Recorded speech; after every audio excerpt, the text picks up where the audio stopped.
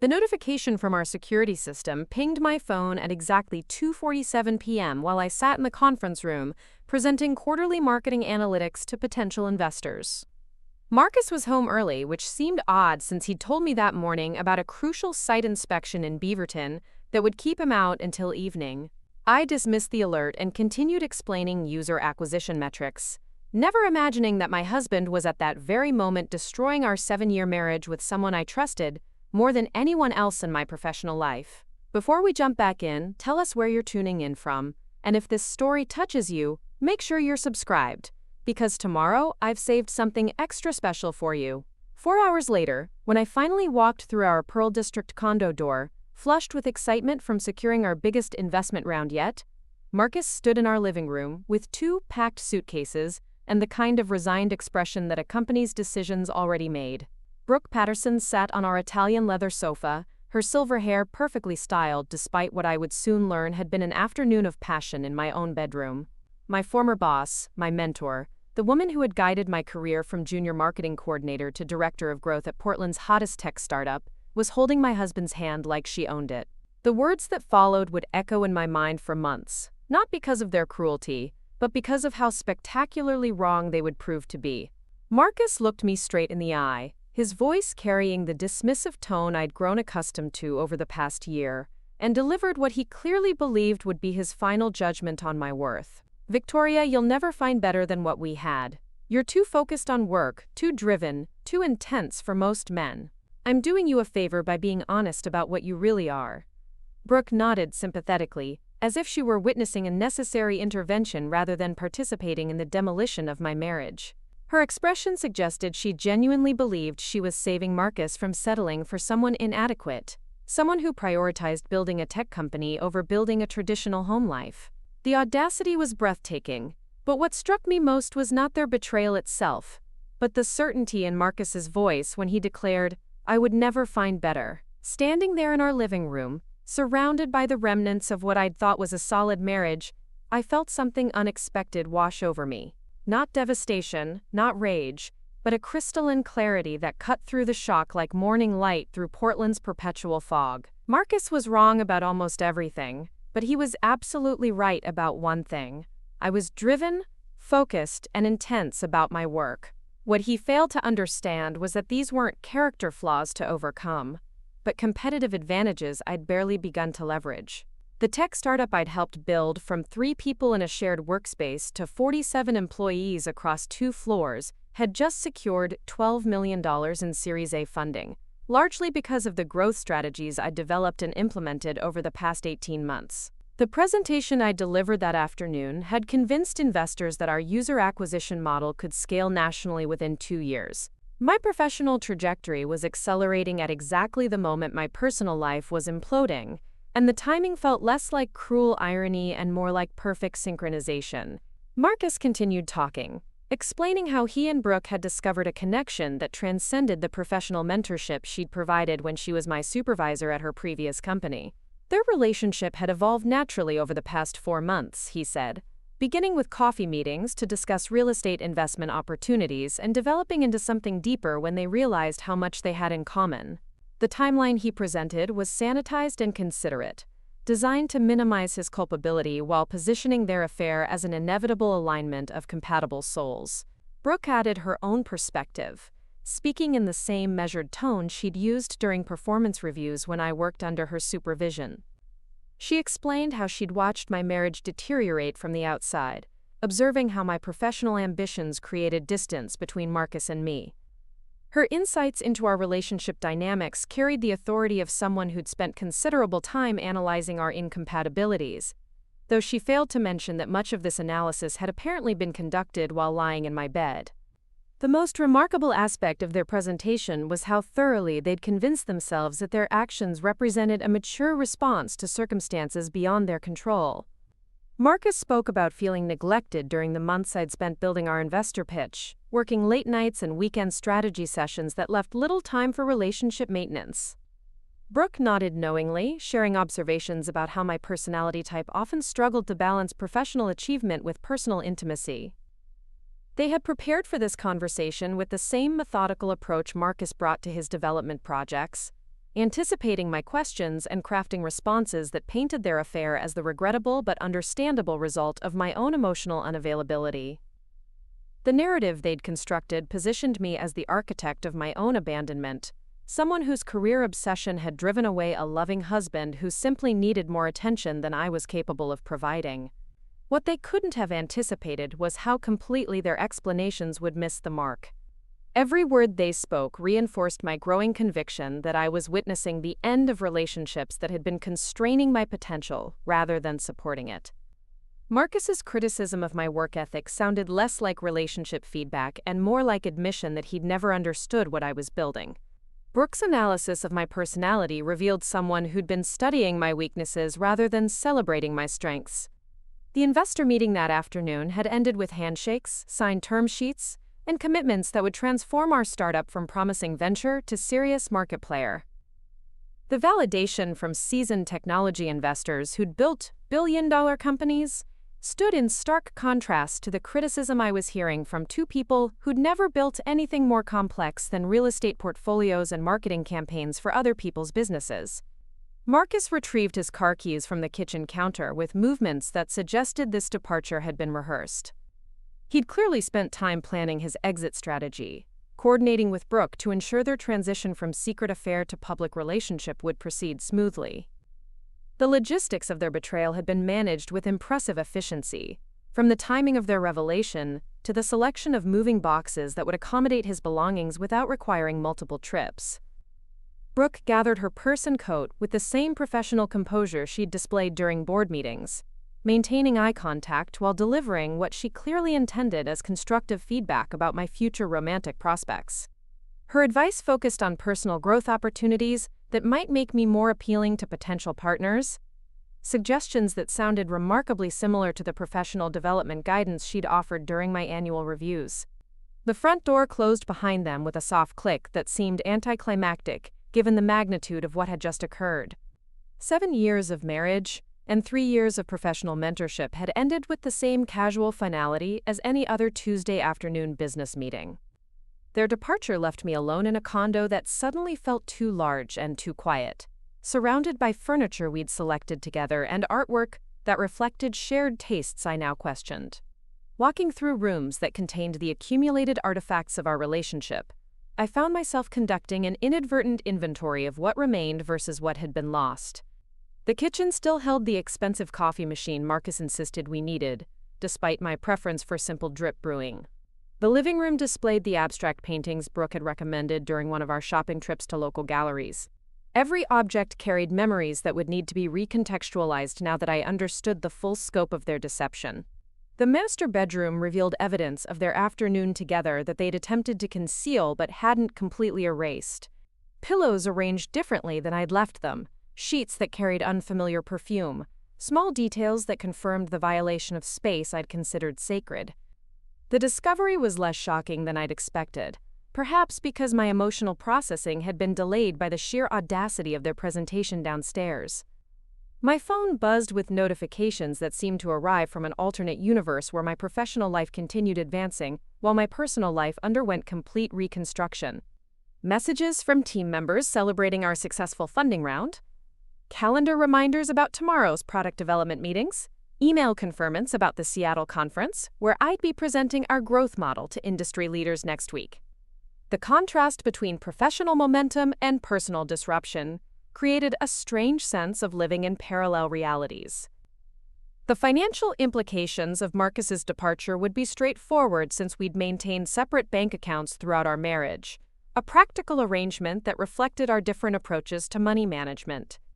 His income from real estate development had been substantial but inconsistent, while my startup salary and equity position provided steady growth with significant upside potential. The condo mortgage was entirely in my name, purchased before our marriage with savings from my previous corporate job. Divorce proceedings would be complicated primarily by the length of our marriage and Oregon's property division laws, but the absence of children and our separate financial structures would streamline the process considerably. Marcus's belongings represented a small fraction of our shared possessions, and his departure would actually reduce monthly expenses while leaving me with assets that had appreciated substantially during our relationship. The emotional arithmetic was more complex but equally favorable upon closer examination. The relationship I'd lost had been steadily draining energy I could redirect toward professional pursuits that provided genuine fulfillment. Marcus's constant commentary about my work schedule and career priorities had created background stress that I'd internalized as normal marriage dynamics. His absence would eliminate the need to justify my professional choices to someone who viewed them as competition for my attention. Brooke's betrayal stung differently because it violated professional trust in addition to personal boundaries.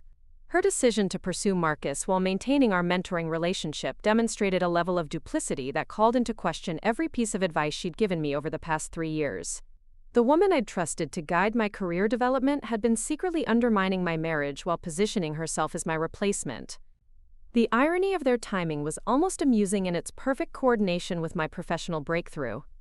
They'd chosen to abandon me at the exact moment my startup was positioned for explosive growth, missing the opportunity to participate in what would likely become Portland's next major tech success story. Preparing and narrating this story took us a lot of time, so if you are enjoying it, subscribe to our channel. It means a lot to us. Now back to the story. Marcus would return to developing strip malls and office complexes while I helped build the kind of innovative company that attracted national attention and generated substantial wealth for early employees. Their conviction that I would struggle to find better relationships revealed how completely they'd misunderstood both my character and my circumstances. The tech industry was filled with ambitious, driven professionals who shared my values and appreciated the kind of intensity they'd criticized. The networking events, conference presentations, and industry gatherings that comprised my professional life provided constant opportunities to meet people who understood that career success and personal fulfillment could coexist rather than compete. Standing in my kitchen as evening light filtered through the windows overlooking the Willamette River, I realized that Marcus's parting words had inadvertently issued a challenge that I was uniquely positioned to accept. Proving him wrong would require building something better than what we'd shared, but the foundation for that achievement was already in place. My professional network, financial resources, and personal growth trajectory provided advantages that neither Marcus nor Brooke possessed or understood. The startup world was filled with stories of entrepreneurs who'd used personal setbacks as motivation for extraordinary professional achievements. Divorce often preceded the kind of focused intensity that transformed promising companies into industry leaders.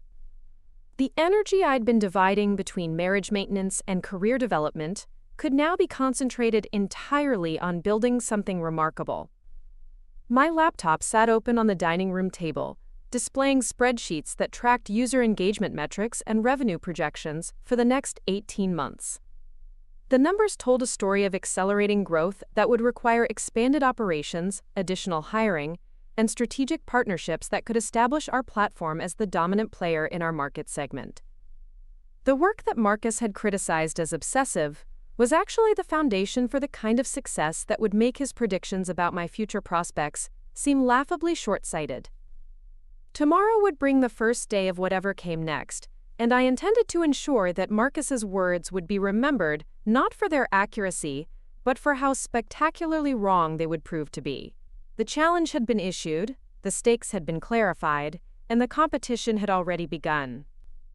What Marcus and Brooke failed to understand was that they'd just freed their strongest competitor from the constraints of a relationship that had been holding her back. The real story was just beginning, and I was finally free to write it exactly as I wanted it to unfold. The first night alone in our condo passed without the emotional breakdown I'd anticipated.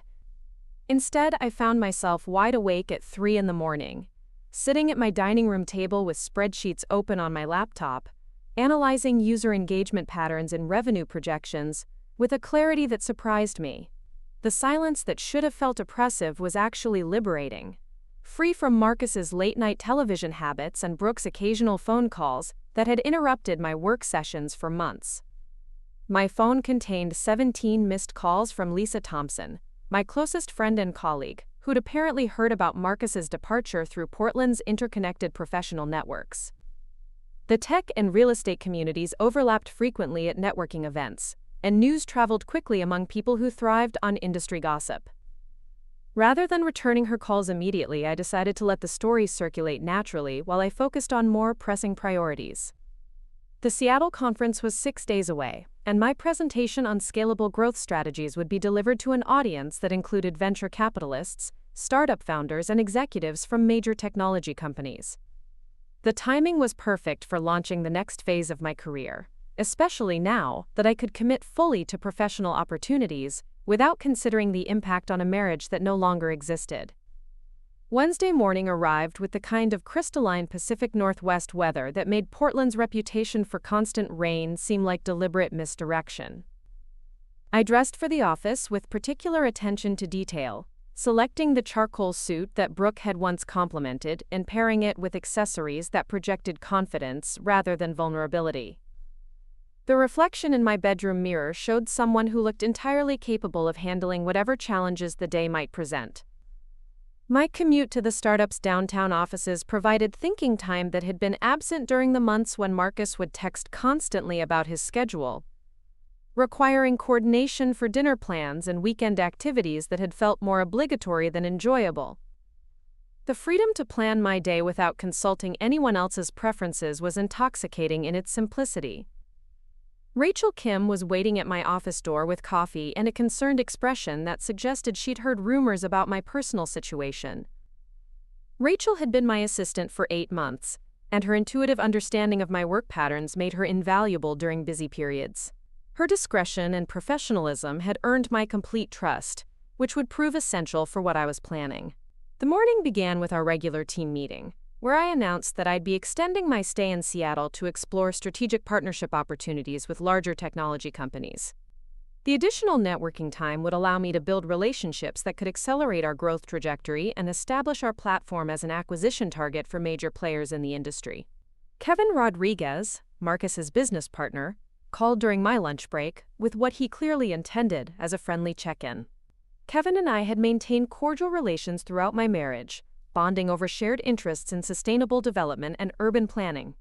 His call revealed that Marcus had already begun spreading his version of our separation, painting himself as the victim of my career obsession and presenting Brooke as someone who understood his need for emotional support. Kevin's careful phrasing suggested he was fishing for my perspective on the situation, probably seeking information he could relay back to Marcus. Instead of providing ammunition for their narrative, I redirected the conversation toward business topics, asking about Kevin's current projects, and sharing updates about our successful funding round. The contrast between my professional momentum and Marcus's relationship drama was implicit but unmistakable. The afternoon was spent reviewing applications for the senior marketing positions we'd be hiring with our new capital. The funding round had created opportunities to expand our team with experienced professionals who could help scale our operations nationally. One application stood out immediately: Thomas Chen, a former Google marketing executive who'd left corporate life to join early-stage startups. His experience with user acquisition at massive scale perfectly matched our current needs. Thomas's cover letter mentioned his recent relocation to Portland and his interest in companies that prioritized innovation over traditional hierarchies. His LinkedIn profile showed a trajectory that paralleled my own ambitions, moving from large corporate environments to roles with greater autonomy and impact. The timing of his availability felt like the universe providing exactly what I needed when I needed it most. Rachel scheduled the interview for Friday afternoon, giving me time to prepare questions that would assess not just his technical capabilities but his cultural fit with our team's collaborative approach. The hiring process would also provide a welcome distraction from the personal drama that Marcus and Brooke seemed determined to broadcast throughout their social circles. Thursday evening brought an unexpected visitor to my door. Caroline Hayes, Marcus's mother, stood in my hallway with a bottle of wine and an expression that combined maternal concern with genuine affection. Caroline had always treated me more like a daughter than a daughter-in-law, and her disapproval of Marcus's behavior was evident before she spoke a single word. The conversation that followed provided insights into Marcus's character that I'd been too close to observe clearly. Caroline revealed that Marcus had exhibited similar patterns in previous relationships, becoming restless when partners achieved professional success that overshadowed his own accomplishments. His departure from our marriage fit a established pattern of abandoning relationships when they required emotional maturity he wasn't prepared to provide. Caroline also shared her impressions of Brooke, whom she'd met briefly at a real estate industry event several months earlier. Her assessment was diplomatically phrased but devastating in its implications. Brooke had struck her as someone who collected relationships for strategic advantage, rather than genuine affection, maintaining connections that served her professional interests, while discarding those that didn't provide clear benefits. The wine and conversation continued past midnight, creating the kind of honest dialogue that had been absent from my interactions with Marcus for months. Caroline's perspective helped me understand that the failure of our marriage had been inevitable, regardless of my career choices or personal behavior. Marcus's inability to support a partner's success made him fundamentally incompatible with anyone who possessed genuine ambition. Friday's interview with Thomas Chen exceeded my expectations in every category. His experience with scaling marketing operations at major technology companies was impressive, but his strategic thinking and collaborative approach were even more valuable. The chemistry was immediate and professional, creating the kind of working relationship that could accelerate our company's growth while providing personal satisfaction that had been missing from my recent work experience. Thomas's questions about our company culture and growth trajectory demonstrated preparation and genuine interest that went beyond typical job interview politeness. His suggestions for optimizing our user acquisition funnel showed innovative thinking that could differentiate our approach from competitors. By the end of our conversation, I was already imagining how his expertise could enhance the presentation I'd be delivering in Seattle. The weekend provided uninterrupted time to refine my conference presentation and explore the financial opportunities that single life would create. Marcus's departure had eliminated the largest source of discretionary spending from my budget, freeing up resources that could be invested in professional development, equity positions, and experiences that aligned with my personal interests rather than his preferences. Sunday afternoon brought a text message from Brooke that was clearly intended to gauge my emotional state and gather information about my plans. Her message expressed concern for my well-being and offered to discuss the situation over coffee, positioning herself as someone genuinely worried about my ability to cope with Marcus's departure. The transparent manipulation was almost insulting in its obviousness. Rather than responding immediately, I decided to let Brooke wonder about my mental state while I focused on more productive activities. Her anxiety about my reaction suggested she understood the potential consequences of her actions, particularly given her knowledge of my professional connections and strategic thinking capabilities. Monday morning arrived with news that would transform the trajectory of both my personal and professional life. Daniel Foster, a private investigator I'd hired on Friday afternoon, had completed preliminary research into Marcus and Brooke's relationship timeline. The evidence he'd gathered revealed that their affair had begun much earlier than they'd claimed, with documentation showing hotel reservations and restaurant charges dating back 8 months. The financial records painted a picture of systematic deception that went beyond emotional betrayal. Marcus had been using our joint credit card to fund romantic dinners and weekend getaways with Brooke, while telling me he was attending industry conferences and client meetings. The pattern of deception was so extensive that it constituted financial fraud in addition to marital infidelity.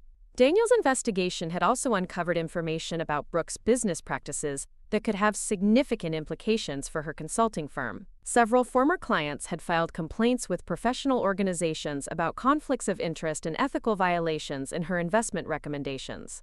The pattern suggested someone who prioritized personal gain over fiduciary responsibility to clients who trusted her expertise. The documentation Daniel provided would be sufficient for divorce proceedings that could recover damages for Marcus's fraudulent use of marital assets. More importantly, the evidence revealed character patterns that made their relationship sustainable unlikely. People who deceive spouses and clients rarely demonstrate loyalty to each other when circumstances become challenging.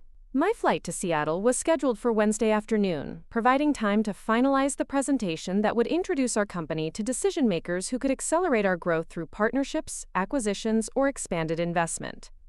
The timing was perfect for launching the next phase of my career from a position of strength rather than reacting to personal setbacks. The conference agenda included networking sessions with executives from Amazon, Microsoft, and several venture capital firms that specialized in early-stage technology investments.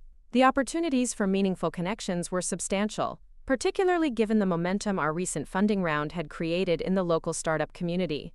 Tuesday evening was spent preparing for conversations that could reshape our company's trajectory and establish my reputation among technology leaders who appreciated innovative thinking and strategic execution. The presentation slides had been refined to emphasize scalability, market opportunity, and the competitive advantages that our platform provided over existing solutions. The irony of timing was not lost on me. Marcus and Brooke had chosen to end our relationships at precisely the moment when my professional life was positioned for exponential growth. Their inability to recognize the opportunity they were abandoning revealed how completely they'd misunderstood both my potential and the resources available to support my success. Wednesday morning brought a final text from Marcus that was clearly intended to provoke an emotional response. His message reiterated his conviction that I would struggle to find meaningful relationships while maintaining my current level of professional focus. The timing suggested coordination with Brooke, who probably encouraged him to destabilize my confidence before the Seattle conference. Instead of responding defensively, I forwarded his message to Daniel Foster, with instructions to include it in the documentation of harassment that might be useful during divorce proceedings. Marcus's continued attempts to undermine my self-confidence would become evidence of character traits that made him unsuitable for collaborative relationships.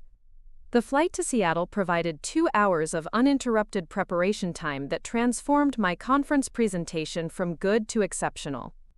The altitude and isolation created perfect conditions for strategic thinking that connected our current achievements to future possibilities that could attract major corporate partnerships. Landing in Seattle, I felt the kind of anticipation that had been absent from my life for months. The next 3 days would determine whether Marcus's predictions about my future prospects were accurate or spectacularly misguided. The evidence was already mounting in my favor, but the real proof would come from building something demonstrably better than what I'd lost. The conference hotel was filled with technology executives, investors, and entrepreneurs who shared my appreciation for innovation and strategic thinking. The energy was infectious and reminded me why I'd chosen to work in an industry that rewarded intelligence, creativity, and execution over traditional relationship dynamics, that prioritized comfort over growth.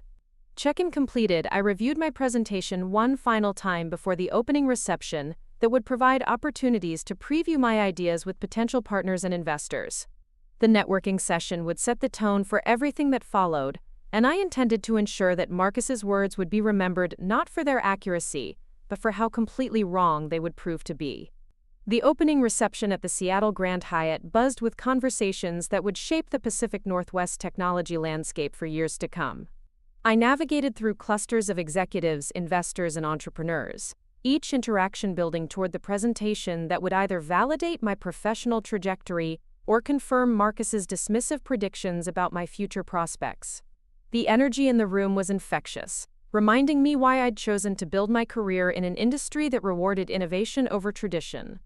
Sarah Mitchell from Cascade Ventures approached me near the registration table, her expression carrying the kind of focused interest that venture capitalists reserved for companies with serious growth potential. Sarah had built her reputation investing in early-stage startups that eventually became acquisition targets for major technology corporations. Her presence at industry events guaranteed that promising founders would compete for her attention and investment consideration. Our conversation began with polite inquiries about my company's recent funding round, but quickly evolved into strategic discussions about market expansion and competitive positioning. Sarah's questions revealed she'd researched our platform thoroughly, understanding both our current user metrics and the challenges we'd face scaling beyond our initial customer base. Her insights into enterprise sales cycles and partnership development were precisely what I needed to refine my growth strategy. The networking session provided opportunities to connect with decision-makers from Amazon Web Services, Microsoft Azure, and several smaller cloud computing companies that could become strategic partners or acquisition candidates. Each conversation reinforced my conviction that the professional relationships I was building would prove far more valuable than the personal ones I'd recently lost. Thomas Chen appeared at my shoulder during a brief pause between conversations, carrying 2 glasses of wine and wearing the kind of confident smile that suggested our Friday interview had been as positive for him as it had been for me. His presence at the conference indicated serious commitment to joining our team, since attending required either company sponsorship or personal investment in professional development that most job candidates wouldn't make. Thomas introduced me to several contacts from his previous positions at Google and Facebook, executives who remembered his contributions to successful product launches and respected his judgment about emerging companies worth watching. The introductions provided immediate credibility with people who might otherwise have dismissed our startup as another Portland company, with ambitious plans but limited resources. Our conversation during dinner revealed shared perspectives on work-life integration that differed dramatically from the traditional boundaries Marcus had always insisted upon. Thomas understood that meaningful professional achievement required sustained focus and strategic thinking that couldn't be compartmentalized into convenient schedules. His approach to relationships prioritized mutual support for career growth rather than competition for attention and time. The chemistry between us was undeniable, though we maintained professional boundaries appropriate for potential colleagues exploring working relationships. His questions about our company culture and decision-making processes demonstrated genuine interest in understanding how he could contribute to our success rather than simply advancing his own career objectives. Wednesday evening concluded with informal gatherings in hotel bars and restaurant lounges, where technology leaders shared insights about industry trends and investment opportunities. The conversations provided intelligence about competitive threats and partnership possibilities that would inform strategic decisions for months to come. More importantly, they established my reputation among influential people who appreciated innovative thinking and strategic execution. Thursday morning's presentation was scheduled for the main conference room, with an audience that included representatives from major venture capital firms, corporate development teams, and successful entrepreneurs who'd built companies from startup to acquisition. The stakes were substantial, but my preparation had been thorough, and my confidence was building with each successful interaction. The presentation began with user growth metrics that demonstrated our platform's ability to acquire and retain customers more efficiently than competitors. The data told a compelling story about market demand and our team's execution capabilities, establishing credibility before moving into more speculative discussions about future opportunities and strategic partnerships. The audience response was immediately positive, with questions that revealed genuine interest rather than skeptical challenges. Several venture capitalists requested follow-up meetings to discuss expansion funding that could accelerate our growth timeline. Corporate development representatives inquired about partnership opportunities that could provide distribution channels and technical resources. The most significant interest came from David Park, a senior vice president at a major cloud computing company, who'd been tasked with identifying acquisition targets in the marketing technology space. David's questions focused on our intellectual property, team capabilities, and willingness to consider strategic alternatives that could provide liquidity for early investors and employees. The conversation with David continued through lunch, evolving from general interest to specific discussions about valuation ranges and integration possibilities. His company's corporate development process typically required 12 to 18 months, from initial contact to completed acquisition, but the timeline could be accelerated for compelling opportunities that aligned with strategic priorities. By Thursday afternoon, my phone contained contact information for 12 potential investors, 8 possible strategic partners, and 4 acquisition-interested corporations. The networking had exceeded my most optimistic expectations, creating opportunities that could transform our startup from promising local company to nationally significant player in the marketing technology sector. The success was gratifying professionally, but the personal validation was equally important. Every meaningful conversation reinforced my conviction that Marcus's assessment of my relationship prospects had been fundamentally flawed. The conference was filled with ambitious, successful professionals who appreciated intelligence, strategic thinking, and collaborative partnership, rather than viewing career success as competition for personal attention. Thomas's invitation to dinner Thursday evening felt like natural progression, rather than awkward transition from professional to personal interaction. The restaurant he'd selected overlooked Elliott Bay, providing a setting that encouraged conversation about topics beyond immediate business considerations. His stories about leaving corporate security to pursue startup opportunities paralleled my own professional journey in ways that felt comfortable rather than calculated. The evening revealed shared values about personal growth, professional achievement, and relationship dynamics that made Marcus's priorities seem increasingly outdated. Thomas understood that meaningful partnerships required mutual support for individual success rather than compromise that diminished both people's potential. His perspective on work-life integration aligned perfectly with my own beliefs about building careers that provided fulfillment rather than simply financial security. Our conversation continued past midnight, covering topics that ranged from industry predictions to personal philosophies about success and happiness. The connection was intellectually stimulating and emotionally satisfying in ways that my marriage had never achieved, even during its most harmonious periods. Thomas's questions about my goals and aspirations were genuinely curious rather than subtly critical. Friday morning brought news that would accelerate every aspect of my strategic plan. Daniel Foster called with updates about his investigation that exceeded my expectations for both thoroughness and implications. The evidence he'd gathered revealed that Marcus and Brooke's deception extended far beyond simple marital infidelity into areas that could have serious professional and legal consequences. The financial documentation showed that Marcus had been systematically diverting funds from joint accounts to finance his affair, including charges for luxury hotels, expensive restaurants, and weekend trips that he'd concealed from both me and his business partner Kevin. The pattern of deception suggested deliberate fraud rather than impulsive romantic spending, creating liability that could affect his real estate license and business partnerships. Brooke's situation was even more problematic from a professional perspective. Daniel had discovered that she'd been using confidential client information to make personal investment decisions, violating fiduciary responsibilities and potentially breaking securities regulations. Her consulting firm's reputation depended on trust and discretion that these revelations would destroy completely. The investigation had also uncovered communications between Marcus and Brooke that revealed their affair had begun during a business retreat where I'd been scheduled to attend but had missed due to client emergencies. Their initial connection had been facilitated by professional circumstances that made their deception even more calculating and deliberate. Most damaging was evidence that they'd been planning their departure from our relationship for months, coordinating their exit strategy while maintaining pretenses of normalcy.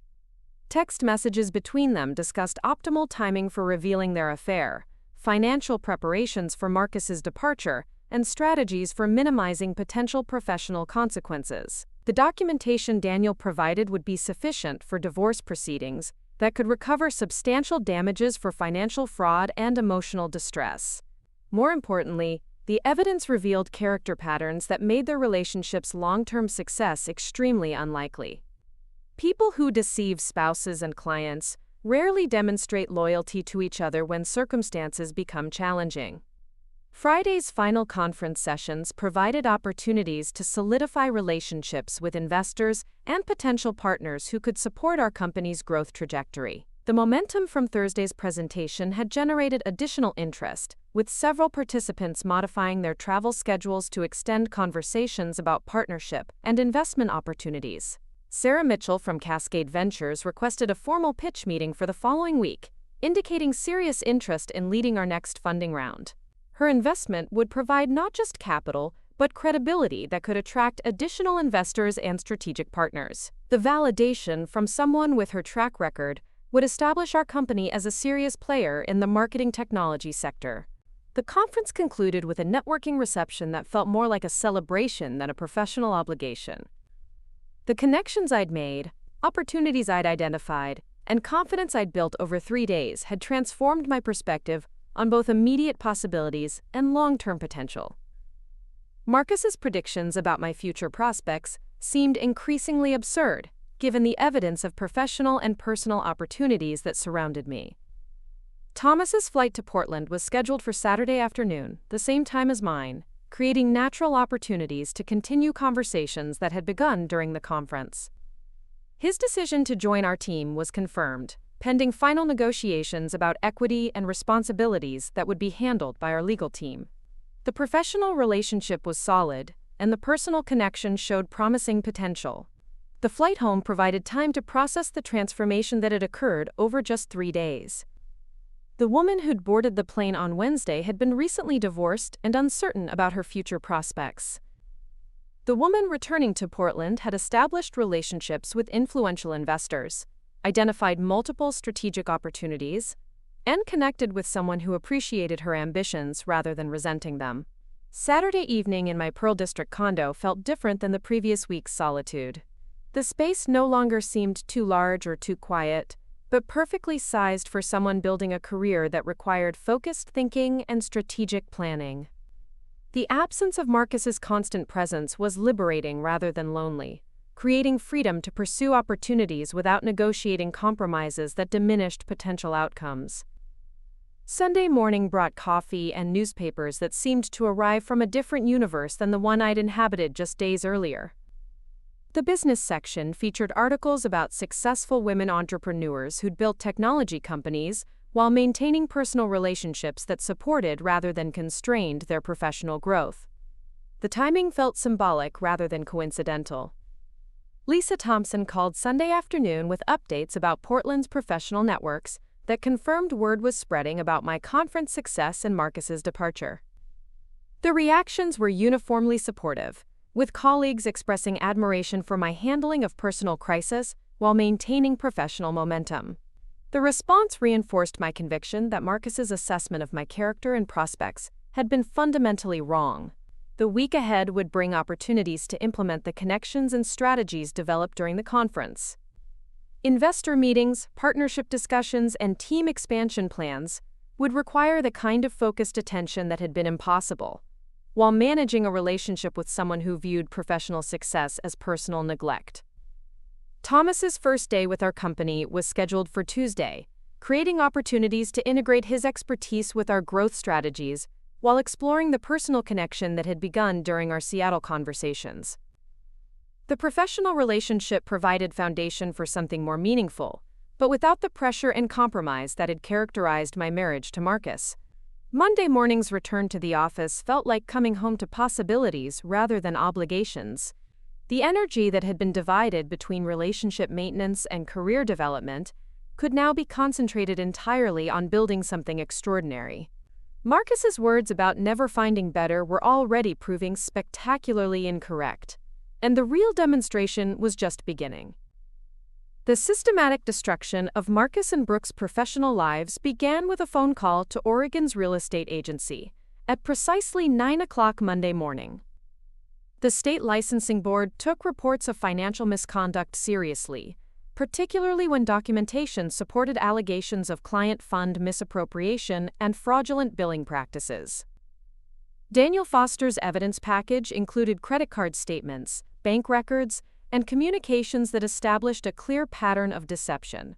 The conversation with licensed investigator Patricia Williams was professional and thorough. Patricia had handled dozens of cases involving real estate agents who violated fiduciary responsibilities, and she recognized the severity of Marcus's conduct immediately. The evidence showed he'd been charging personal expenses to business accounts while billing clients for time spent on romantic activities rather than professional services. Patricia explained that the investigation process typically required 60 to 90 days, during which Marcus's license would be suspended pending final determination. The suspension would prevent him from conducting real estate transactions, effectively ending his income stream while the case proceeded through administrative channels. Even if he ultimately retained his license, the public record of investigation would damage his reputation permanently. The Oregon State Bar's ethics hotline was my next call, targeting Brooke's consulting practice through her legal credentials that enabled her investment advisory services. The ethics investigator who took my report was particularly interested in evidence showing Brooke had used confidential client information for personal trading decisions, violating attorney conduct rules that governed fiduciary relationships. The documentation Daniel had provided included email exchanges between Brooke and Marcus, discussing investment opportunities they'd identified through her client consultations. The pattern suggested systematic abuse of privileged information that constituted both legal malpractice and securities violations. The investigator scheduled a formal interview within 2 weeks to review the evidence and determine appropriate sanctions. Wednesday afternoon brought the first visible consequences of the complaints I'd filed. Kevin Rodriguez called with barely controlled anger in his voice, demanding to know whether I'd reported Marcus to state licensing authorities.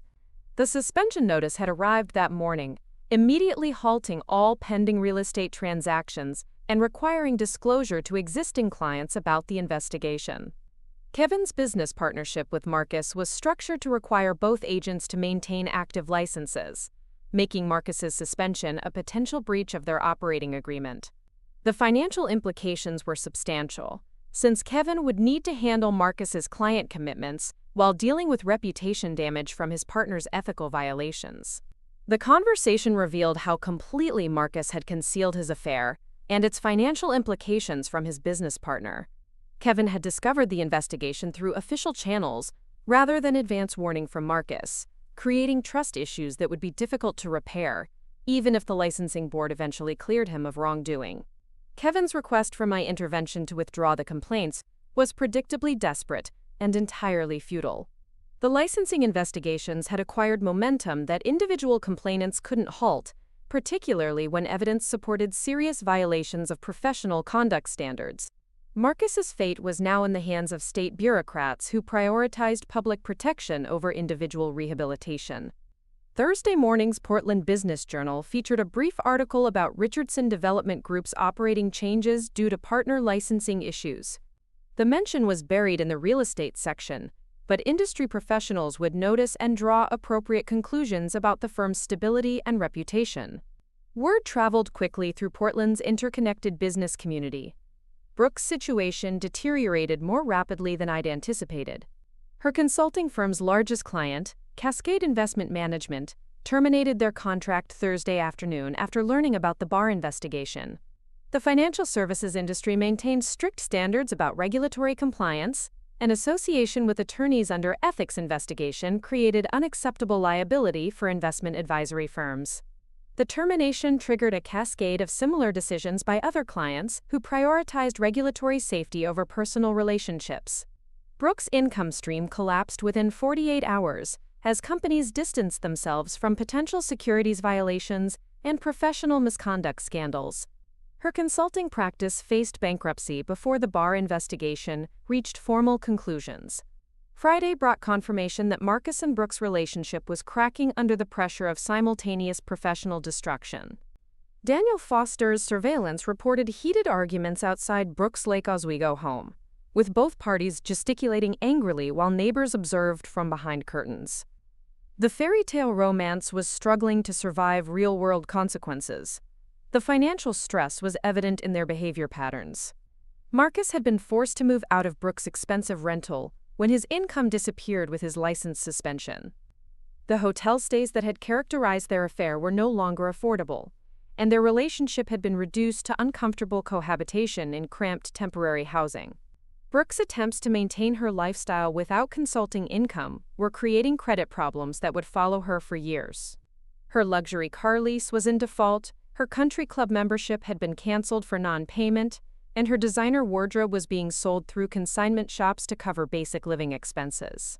The weekend provided time to observe their desperate attempts at damage control through social media and professional networks.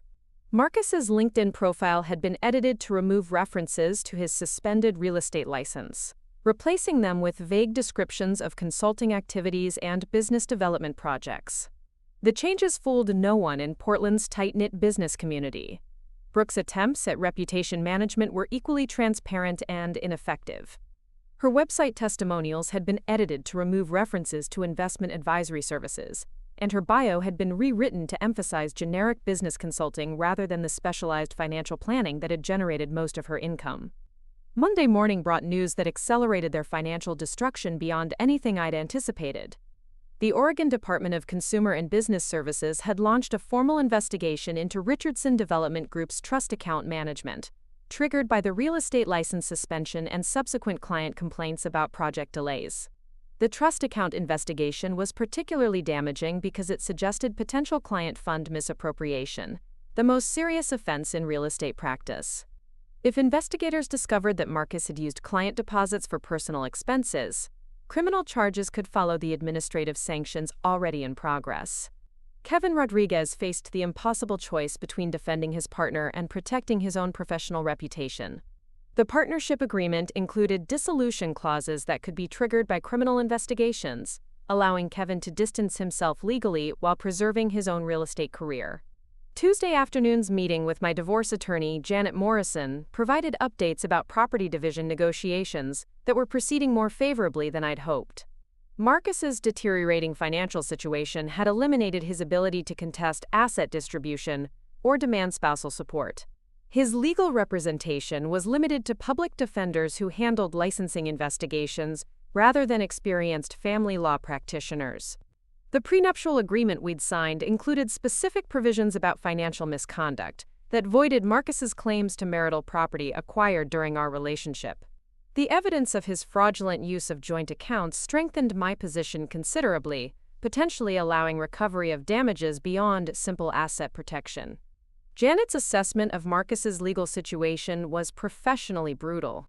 The combination of real estate licensing suspension, ethics investigation, and potential criminal charges had made him essentially unemployable in any field requiring professional credibility. His career was effectively finished regardless of whether formal convictions resulted from the various investigations. Wednesday evening brought an unexpected call from Thomas Chen, who'd completed his first week with our startup, and was calling to share news about industry recognition our Seattle presentation had generated. The positive coverage was accelerating investor interest and partnership discussions beyond our most optimistic projections. Thomas's professional insights about scaling our operations were proving as valuable as I'd hoped, but the personal connection was developing even more promisingly. His approach to work-life integration supported rather than competed with professional achievement, creating space for relationships that enhanced rather than constrained individual success. Our dinner conversation Thursday evening revealed shared perspectives about personal growth and professional achievement that made Marcus's priorities seem increasingly outdated and limiting. Thomas understood that meaningful partnerships required mutual support for ambitious goals rather than compromise that diminished both people's potential. The contrast between my developing relationship with Thomas and the deteriorating situation between Marcus and Brooke was stark and illuminating. Professional success was creating opportunities for personal fulfillment rather than obstacles to relationship satisfaction. The life I was building was demonstrably better than what I'd lost. Friday morning's Portland Business Journal contained an expanded article about real estate industry licensing investigations that mentioned Richardson Development Group specifically. The coverage was factual rather than sensational, but the implications for Marcus's professional reputation were devastating and permanent. The article quoted industry experts about the importance of regulatory compliance and client trust in real estate transactions. The commentary was general rather than personal, but readers would understand that licensing suspensions indicated serious professional misconduct that warranted public attention and client caution. Weekend surveillance reports from Daniel Foster painted a picture of complete relationship disintegration under financial and legal pressure. Marcus and Brooke were arguing constantly about money, legal strategy, and mutual blame for their current circumstances. The passion that had justified destroying two families was being consumed by desperation and recrimination. Their attempts to find employment were uniformly unsuccessful. Marcus's suspended license prevented him from working in real estate, while his investigation record made him unemployable in related fields like mortgage banking or property management. Brooke's bar investigation had similar effects on her employment prospects in financial services. The systematic destruction was proceeding exactly as I'd planned, but the personal satisfaction was secondary to the professional opportunities that were emerging from my newfound freedom and focus. The energy I'd been dividing between relationship maintenance and career development was now concentrated entirely on building something extraordinary. Sarah Mitchell from Cascade Ventures had scheduled our follow-up meeting for Monday afternoon, with preliminary terms that exceeded my expectations for both valuation and growth capital. The funding round would provide resources to expand nationally while establishing our platform as a serious acquisition target for major technology corporations. The Seattle conference connections were generating partnership opportunities with enterprise software companies that could accelerate our customer acquisition and technical development. The relationships I'd built were proving far more valuable than anything I'd lost through Marcus's departure. Sunday evening's reflection on the transformation that had occurred over just 3 weeks was remarkable in its scope and implications. The woman who'd been shocked by her husband's affair had evolved into someone who controlled narratives rather than being controlled by them. Crisis had revealed strength I hadn't known existed and precision I'd never needed to develop. Marcus's prediction that I'd never find better was being disproven daily through professional achievements, financial success, and personal connections that supported rather than constrained my potential. The systematic evidence was mounting that his assessment of my character and prospects had been fundamentally and spectacularly wrong.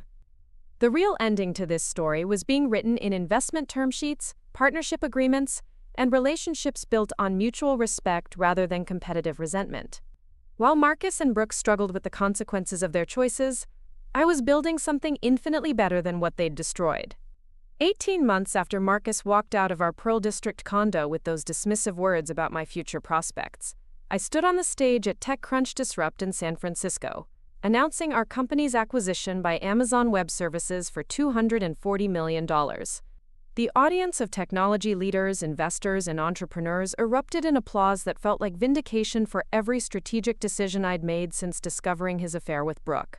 The acquisition had been negotiated over 6 months of due diligence and strategic discussions that began with connections made at the Seattle conference.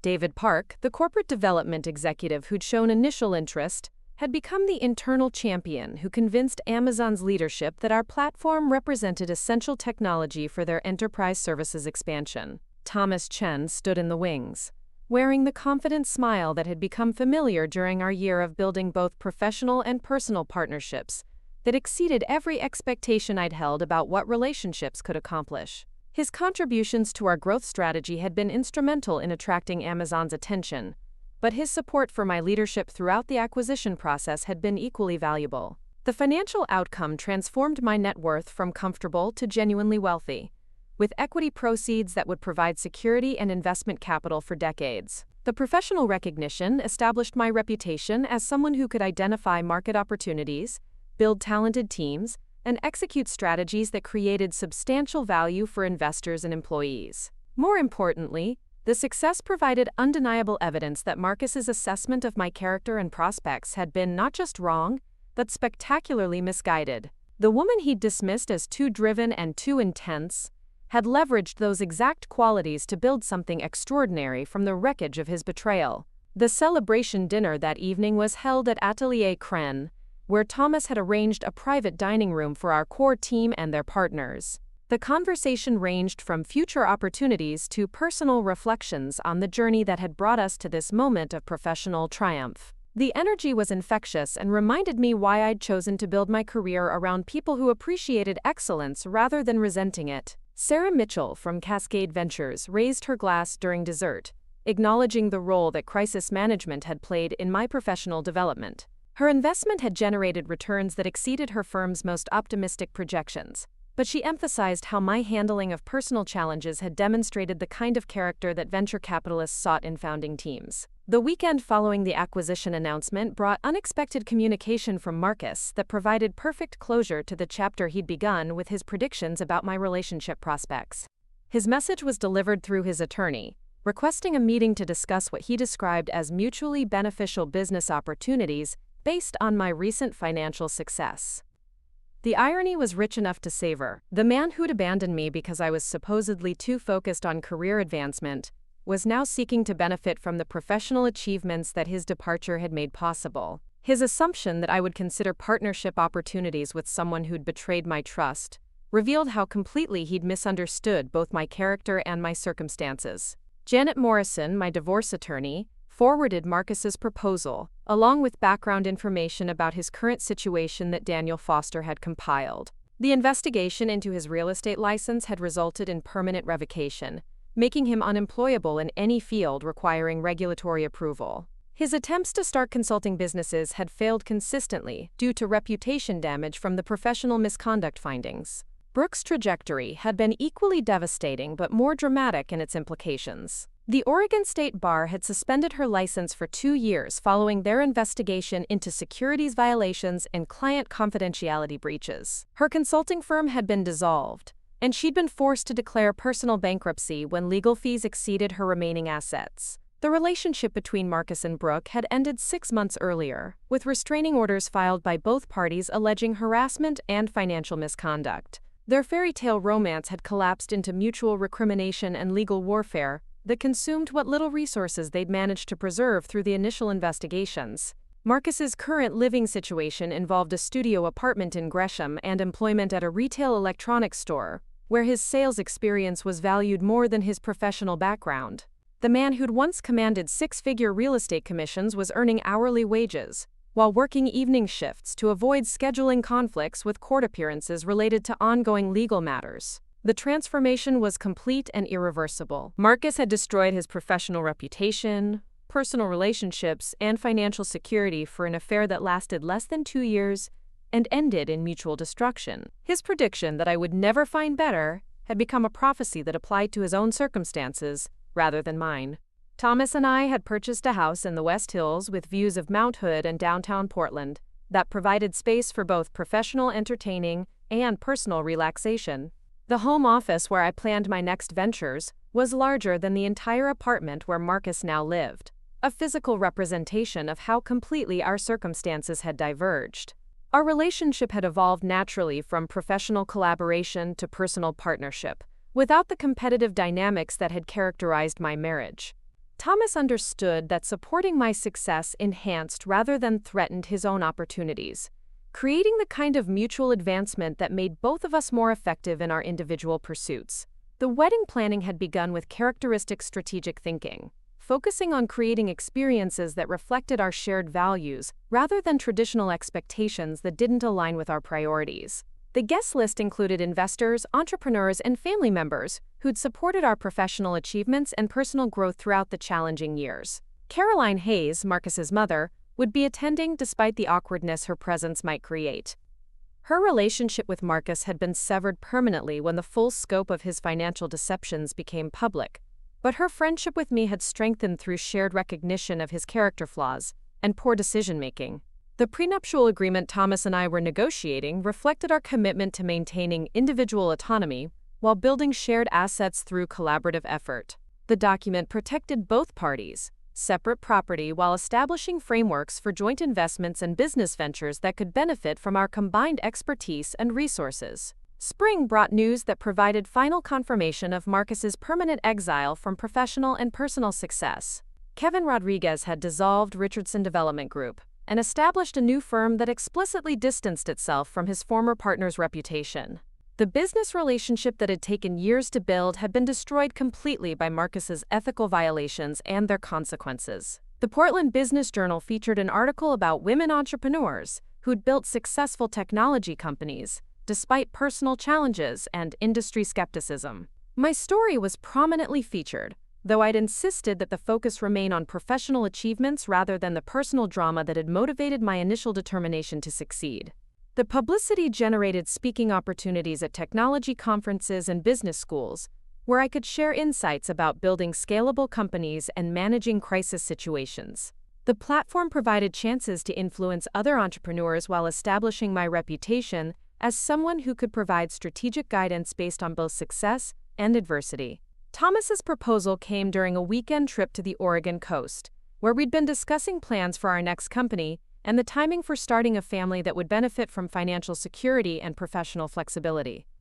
His approach was characteristically thoughtful, focusing on practical considerations and shared objectives rather than romantic gestures that prioritized symbolism over substance.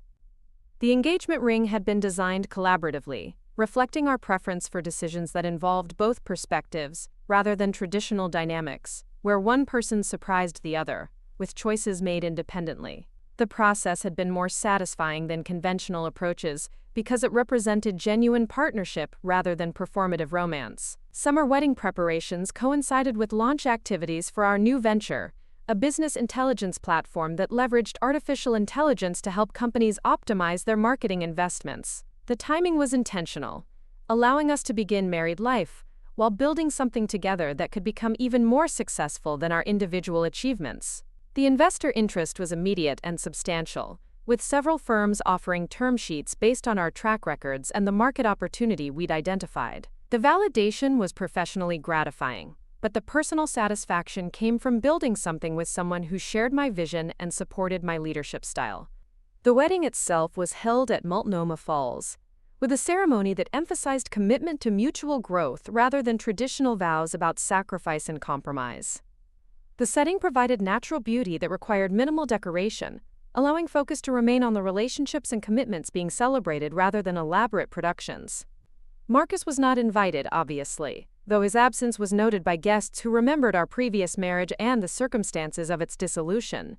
The contrast between my current happiness and his continuing struggles provided context that made the celebration feel like triumph, rather than simply ceremony. The reception featured Portland's best catering and local wines that reflected our commitment to supporting regional businesses while maintaining high standards for important occasions. The conversations ranged from entrepreneurship to family planning, creating an atmosphere that celebrated both professional achievement and personal fulfillment. Thomas's best man speech acknowledged the unusual circumstances that had brought us together, while emphasizing how professional collaboration had evolved into personal partnership that strengthened both individuals. His perspective on our relationship development was insightful and touching without being overly sentimental or dramatic. Caroline Hayes approached me during the reception with tears in her eyes and gratitude in her voice for including her despite the complexity her presence created. Her words about watching me transform tragedy into triumph felt like benediction from someone who'd witnessed both my lowest moments and current success. The honeymoon in New Zealand provided 2 weeks of adventure and relaxation that felt like earned reward for surviving challenges that could have destroyed lesser relationships. The activities we chose reflected our shared interests in outdoor exploration and cultural learning, rather than passive resort experiences that emphasized consumption over engagement. Returning to Portland felt like coming home to possibilities rather than obligations. The house, the company, the relationship, and the future all aligned in ways that created optimism about what could be accomplished through strategic thinking and sustained effort. The foundation was solid, and the opportunities were expanding rather than contracting. Fall brought news that Marcus had been arrested for fraud related to a pyramid scheme that targeted people seeking real estate investment opportunities. His desperation for income had led him to promote illegal investment programs that promised unrealistic returns to unsophisticated investors who trusted his previous real estate credentials. The arrest made local news because of the connection to his previous professional misconduct, creating a public narrative about the long-term consequences of ethical violations and personal character failures. The coverage was factual rather than sensational, but the implications for his future prospects were devastating and permanent. Our first anniversary as a married couple coincided with our company's successful Series A funding round that valued our new venture at $50 million. The timing felt symbolic rather than coincidental, representing how personal stability had created conditions for professional achievement that exceeded our most optimistic projections. Thomas and I celebrated privately with dinner at home and conversation about plans for expanding our team and accelerating product development. The intimacy was comfortable rather than forced, reflecting how our relationship had evolved into genuine partnership that supported both individual and shared objectives. The financial security we'd created provided freedom to pursue opportunities based on interest and impact, rather than immediate income requirements. The luxury of choice was intoxicating after years of building careers while managing financial pressure and relationship stress that had constrained our options. Winter brought pregnancy news that had been planned and anticipated, rather than surprising. The timing aligned with our business development schedule and personal readiness for parenthood that could benefit from financial resources and professional flexibility. Thomas's excitement matched my own, creating shared anticipation about raising children who could benefit from our experiences and achievements. The reflection on transformation that had occurred since Marcus's departure was remarkable in its scope and implications. The woman who'd been dismissed as too driven and too intense had leveraged those exact qualities to build professional success, financial security, and personal relationships that supported, rather than constrained, her potential. Marcus's words about never finding better had become the motivational foundation for proving him wrong through systematic achievement in every area of life he'd criticized. The evidence was overwhelming and undeniable. The career he'd resented had generated wealth that exceeded his lifetime earnings. The intensity he'd criticized had attracted a partner who appreciated, rather than resented, ambition. The drive he'd found excessive had created opportunities that continued expanding rather than limiting possibilities. Standing in my home office on a February morning, reading news about our company's expansion into European markets while planning nursery designs and considering acquisition offers that could provide even greater financial returns, I realized that Marcus had inadvertently provided the greatest gift possible: His betrayal had forced me to discover strength I hadn't known existed and build something infinitely better than what I'd lost. The real ending belonged to me, exactly as I'd written it. Marcus's prediction about my future prospects had been not just wrong, but so spectacularly misguided that it had become the foundation for achievements that exceeded every goal I'd held when we were married. The woman he'd abandoned was now living the kind of life he could never have imagined, supported by someone who understood that true partnership meant celebrating rather than limiting each other's potential. Thomas found me in the office that morning, bringing coffee and the kind of smile that suggested he had news worth sharing. His expression carried excitement that made me pause in my reading to give him complete attention, anticipating another development in our continuing story of mutual success and shared achievement. His announcement that our latest product launch had exceeded projections by 300% felt like the perfect conclusion to this chapter, while opening possibilities for whatever came next. The foundation we'd built together was solid, the opportunities were expanding, and the future we were creating together was demonstrably better than anything I could have imagined during those dark days when Marcus walked out the door. The challenge he'd issued about my prospects had been accepted and decisively won. The real story had been written exactly as I'd intended, with an ending that proved beyond doubt that finding better hadn't just been possible, but inevitable. Up next, you've got 2 more standout stories right on your screen. If this one hit the mark, you won't want to pass these up. Just click and check them out.